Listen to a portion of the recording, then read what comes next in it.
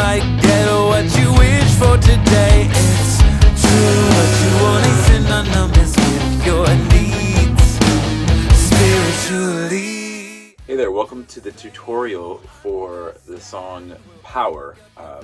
Going to teach the lead guitar parts to the song Power off of Escape Babylon by Slave the Servant.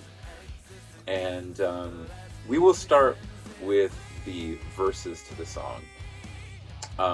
The verses are, what I'll do is I'll play my progression real quick. I think it's a 4-chord progression on the verses, and then a 4-chord progression, a different one on the choruses. So we'll just start with the verses, what I'll be playing. The song starts like this.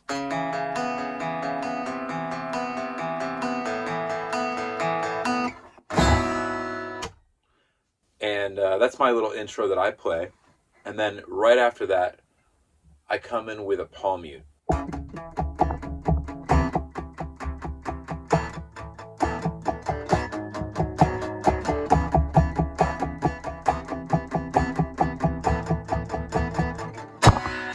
Then there's this other next part.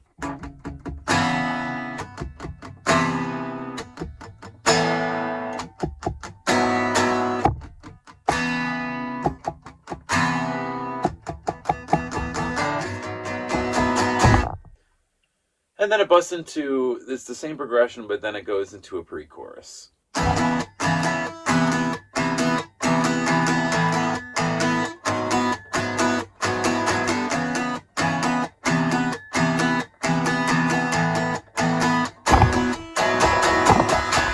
So that is all of the first progression.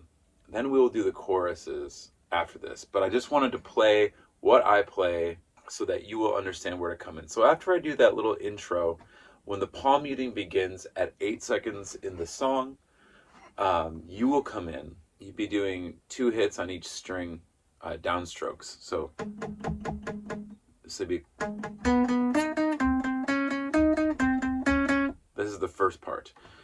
So you will be playing mainly on the A and the D string. However, you will throw the G string in on one part of this part. So that all being said, you're going to start with your ring finger on the A string on the 11th fret. Then you'll go with your pointer finger down on the D string on the 9th fret. And then be playing on the D for a while here. You'll put your pinky on the 13th fret of that D string, and then back to the 10th fret of the D string with your middle finger. And then you'll use your ring finger to go over to the 11th fret. And then you'll go back to the 13th fret on the D string with the pinky.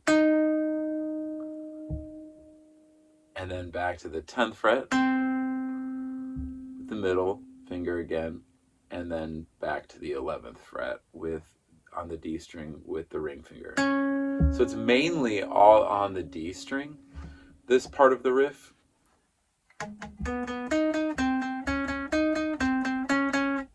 That's the riff. So you go.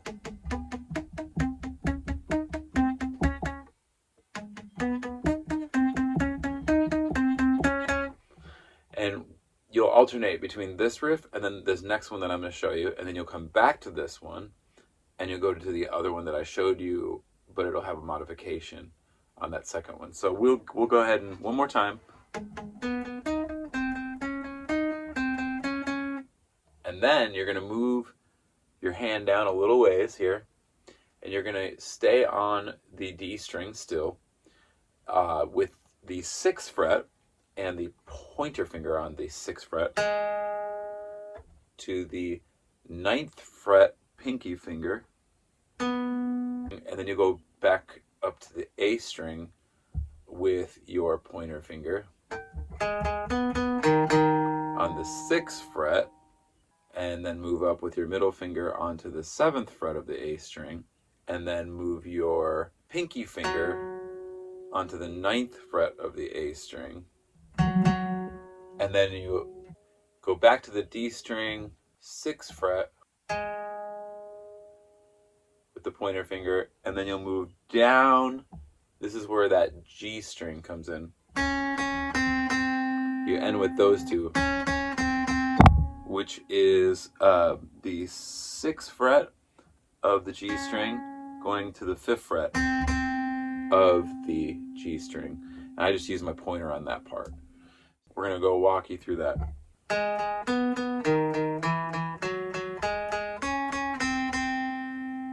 So that is the line right there.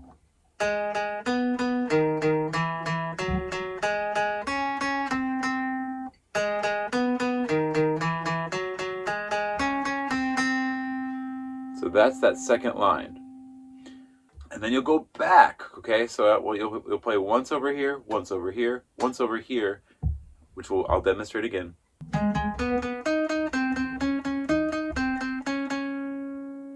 That line again.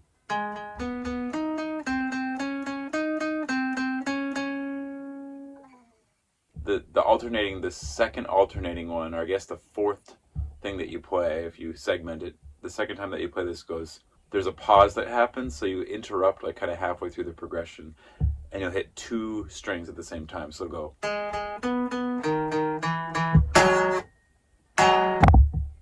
So that ends on the.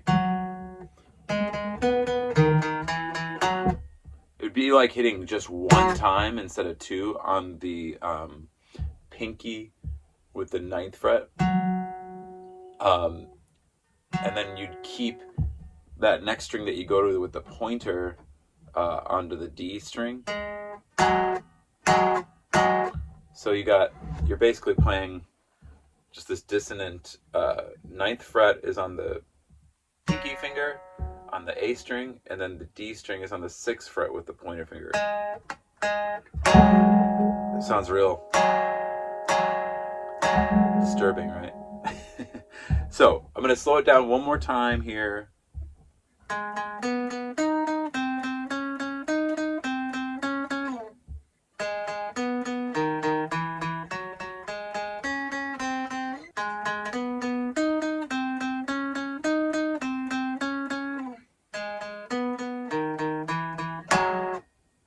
And that's it.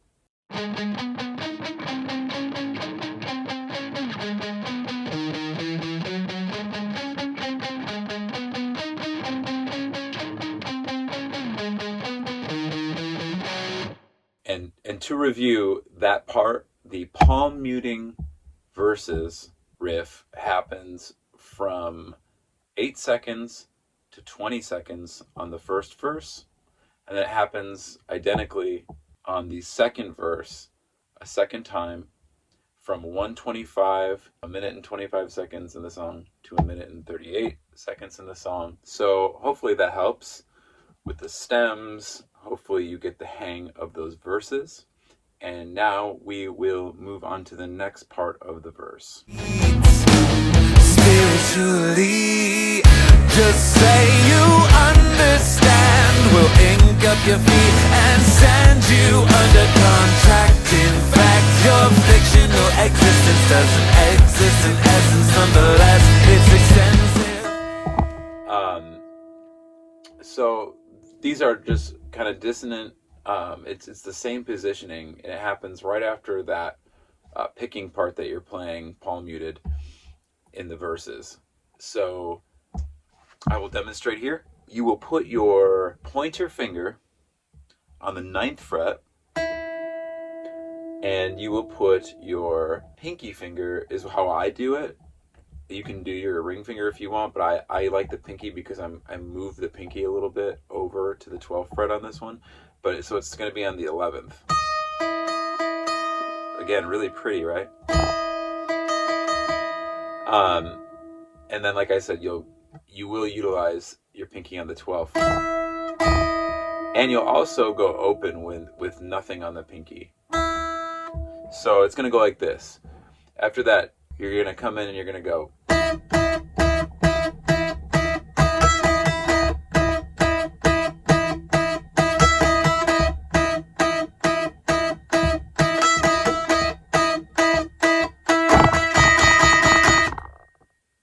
that's the part. So, just to break it down, the pinky goes...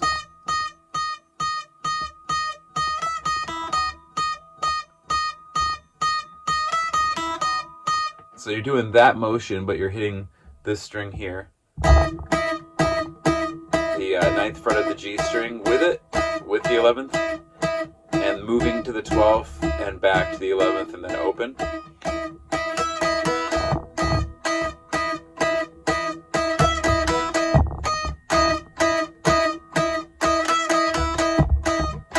Then, I believe that's how it goes. So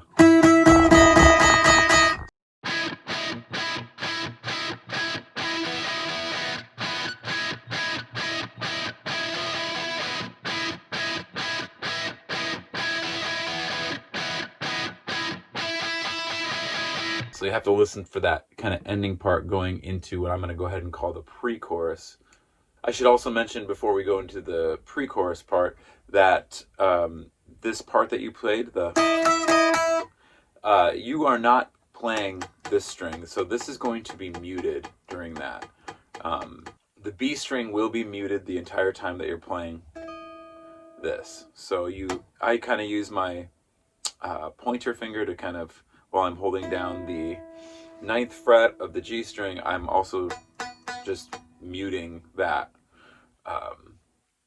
other string below it, and then that high E string has that 11th fret going to the 12th, then back to the 11th, and then open, etc. So again, you will be muting this string. Also, that last part, the dissonant parts, go from, they play at 2 parts in the song. They play at 22 seconds in the song to 36 seconds in the song for the first time. And then they'll come back, you'll repeat this whole process again on the second verse. So the second time it will happen from 1:39 in the song to 1:53 in the song. And that will conclude that dissonant part, and you will then get into this pre-chorus. It's extensively binding, green, breathes. Okay, so now we are on the third part of this progression. So the pre-chorus, it's when the guitar rhythm changes to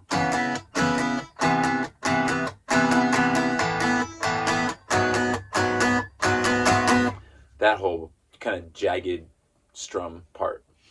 So what you're going to be playing is you're just going to be basically matching me with the same rhythm on this part. And you're going to play just a very simple part, which is just these mainly four octaves that you'll be playing, and all of these octaves will be on the same 2 strings. That will be on the A string and the G string. So you'll be staying right about there. And what you'll do is, it's going to be the same distance, just having 1 fret in between both what I'm using is my pointer and my pinky. I don't know why I prefer the pinky. You can use if you're more comfortable with the ring, feel free to do that. You'll start right here with your pointer finger on the A string on the 11th fret, and then your pinky finger will be on the 13th fret of the G string. So that's the first octave. Then you're going to move... So you're going to move from down to here to the 4th fret with your pointer finger on the A string, and then your pinky finger will be on the 6th fret of the G string. And then you're going to slide up to the 3rd octave of the progression here, which will leave your pointer finger on the 9th fret, and your pinky finger will be on the 11th fret. So that's the 9th fret of the A string and the 11th fret of the G string, the pinky. And then the 4th over to the 6th fret of the A string pointer finger, and then the pinky will be on the 8th fret of the G string. So what you will do basically is this, following my rhythm. When that part kicks in at 37 seconds in the song, you'll be going.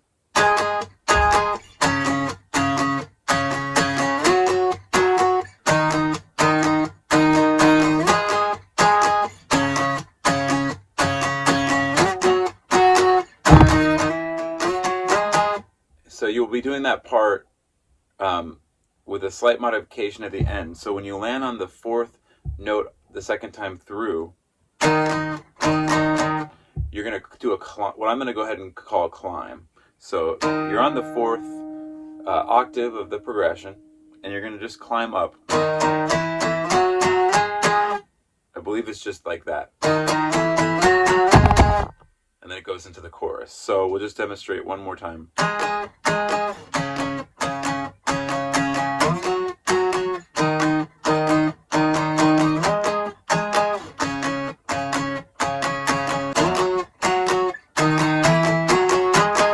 So that's what you do.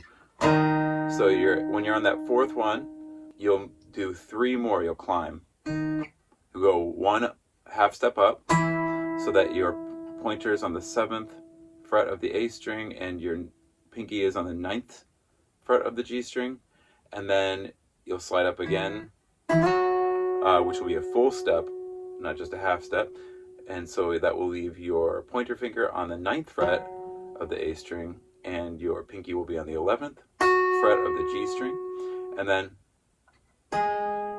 you'll slide another full step, which will leave your pointer finger on the 11th fret of the A string, and your pinky will be left on the 13th fret of the G string.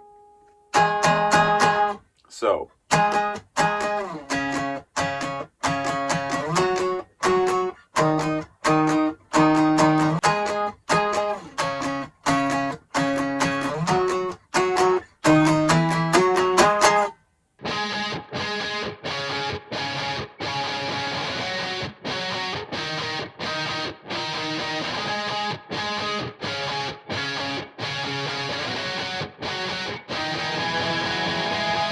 I should mention that this last part, the octaves of the pre-chorus, happen twice. You're going to go from 37 seconds in the song to 50 seconds in the song the first time through. And then you'll play that identical part again before you hit the second chorus coming out of the verse there. That will be at 1 minute and 54 seconds through 2 minutes and 8 seconds. And then we will get on to the chorus.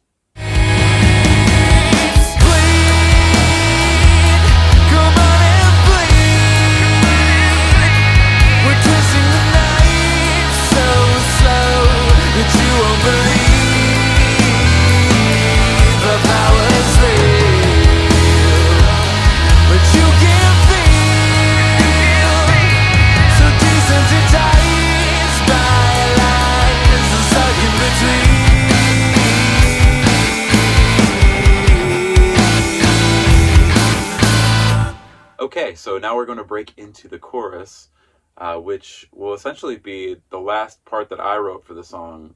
There is a solo that we'll get to a little bit later. However, I can't break that one down. So I will just play you a clip from the studio of Kenny tracking that solo. Anyway, what I'd like to do now is play you the progression. So since we're switching out of that verse, the verse progression / pre-chorus progression, breaks into the chorus, which is another 4-chord progression that goes like this.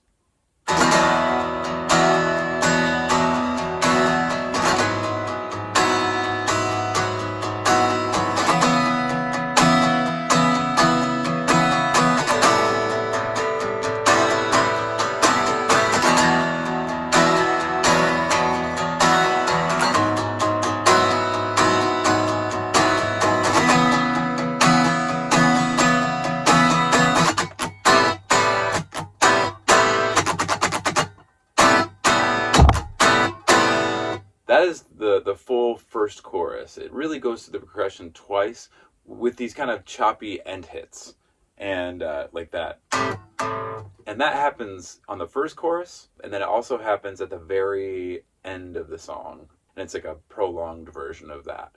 But we'll break a little more into that and what you're going to be doing over that part after we get into the main. We'll call this the dissonant chorus picking riff. So when I come in with on that first hit, I come in at 51 seconds into the song, and you'll immediately come in over it with your, what I do is I put my pinky finger on the 4th fret of the B string, and I leave the high E string just open. So you'll just be going. So it's kind of like, if you remember, if you looked at the tutorial for the things you know I never knew, just to reference that, it's kind of the same idea, that dissonant picking, very easy kind of thing there. And so what you'll be doing is you'll do, that's the first one, and then you'll move up with the same distance here, except you're going to be using your pinky now on the bottom, or the high E string. So you're going to be sliding up to the 7th fret on the B string, and then you'll be on the 4th fret of the high E string with your pinky. So that's the second one right there. So you go.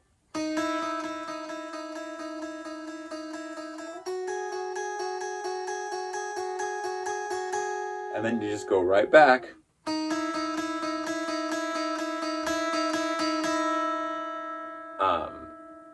to that first one again.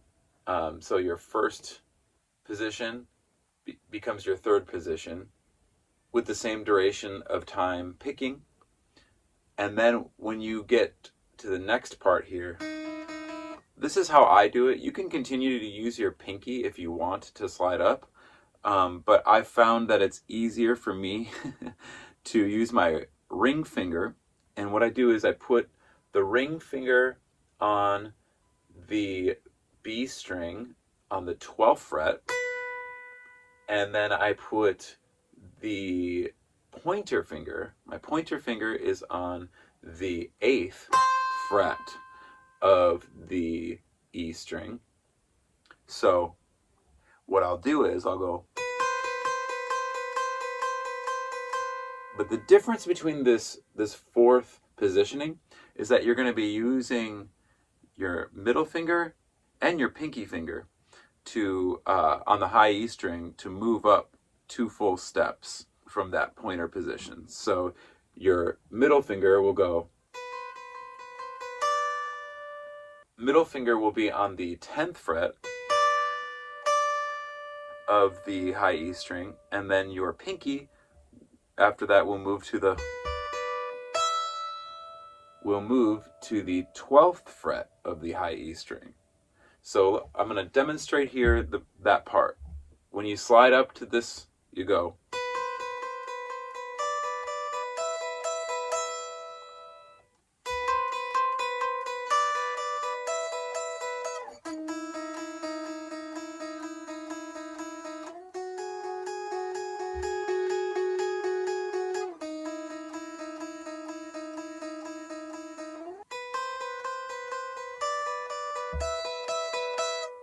Just like that. We'll do it one more time.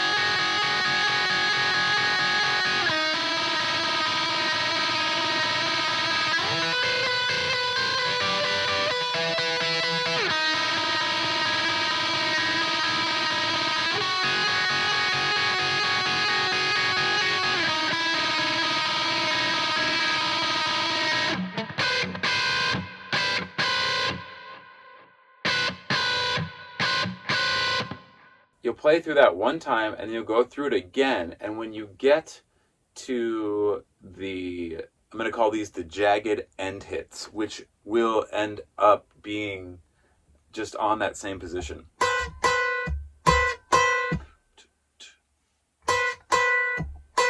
You'll go.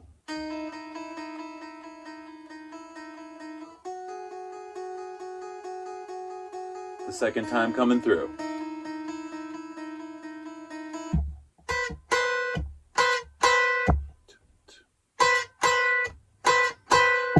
And that's it. Now, I do want to say this real quick. That is going to be happening on the first chorus, but it will not happen. You won't do that part right there. You'll just play through it on the second chorus. So real quick, the first chorus happens from 51 seconds in the song to 1 minute and 24 seconds in the song. And that will end, like I said, with this.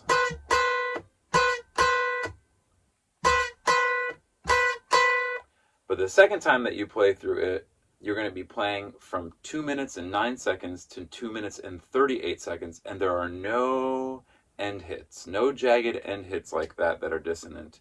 You'll just play through the... On the final chorus, which is a much longer chorus, and you'll probably have to practice that one a little bit because there's some kind of fluctuations with a few things rhythmically. Nothing too complicated, but if you have questions, feel free to ask me about it. Should be fairly easy to play through, especially if you listen to the stems separately that I will have for you to learn as MP3s. Individually, you can listen to these guitar parts if you want, or listen to them with the drums or the bass or whatever you want to do. The third chorus happens from 3 minutes and 25 seconds in the song all the way to the end of the song. But let's just say that there is a pause at 3:54, I believe, in the song. There's a little bit of a pause that happens, and that's what I'm kind of talking about. You'll hear this interruption in the song, and you'll kind of have to figure out what you're doing there. I don't think that you're not going to be doing any end hits, but you might have to kind of figure out how you're going to pick through that dissonant chorus picking part, just for that little pause there and where it interrupts exactly in the song. But then at 3:55, it picks back in for the extended chorus.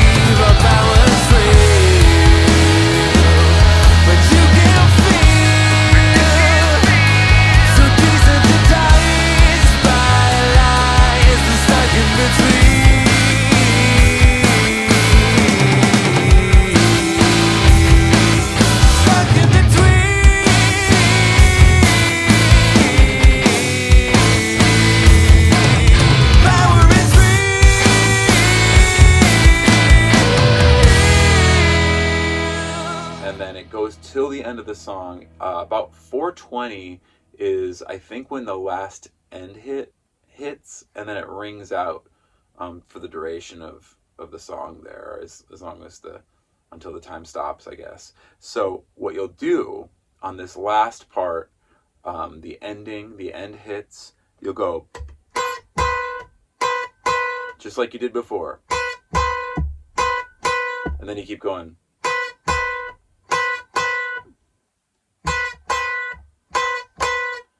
And I believe when you come to that final one, what you'll do is you're going to move from this position.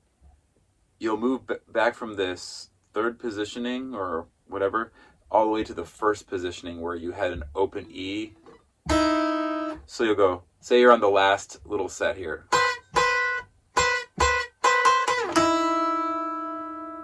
Try that again.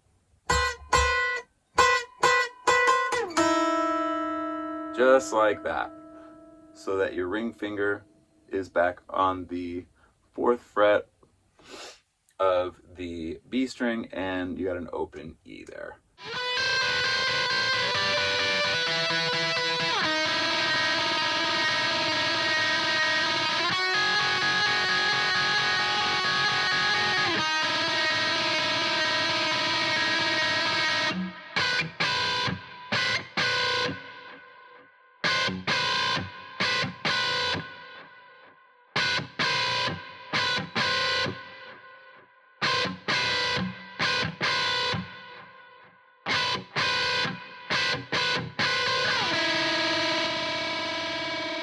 So that should clear up everything as far as the chorus and the dissonant picking parts and what I'm going to go ahead and call the dissonant end hits, we'll call them, the jagged parts. So the final part that I'll mention is Kenny's solo, which after you come to the duration of the second chorus from 209 to 238. So right at 238 when you're wrapping up, like in the 230s, you're going to be going, and then you just come in. There's like kind of like a pause there for like maybe a brief moment or whatever, and you just come in with Kenny's solo. And I kind of hummed, if I'm not mistaken, I'm pretty sure I wrote, like melodically wrote the solo with my voice. It was an idea that I had. I'm pretty sure I pieced that together with him. I did that, I think, for the most part with Yeshua also. However, I've never played these solos, and I'm not about to try right now. It would probably take me a little bit longer, and I'm just going to play you footage of Kenny playing the solo real quick in the studio, and you can, I'll play it a couple times in a row, and then I'll play the stem of his solo separately, and then we will call it a day.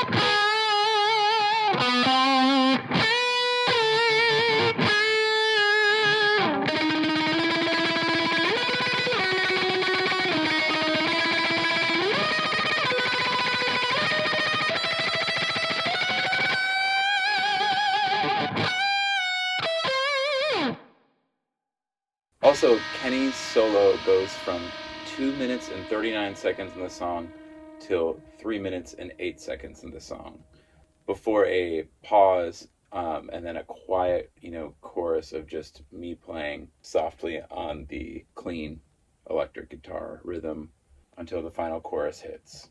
All right, thank you so much for watching this entire tutorial.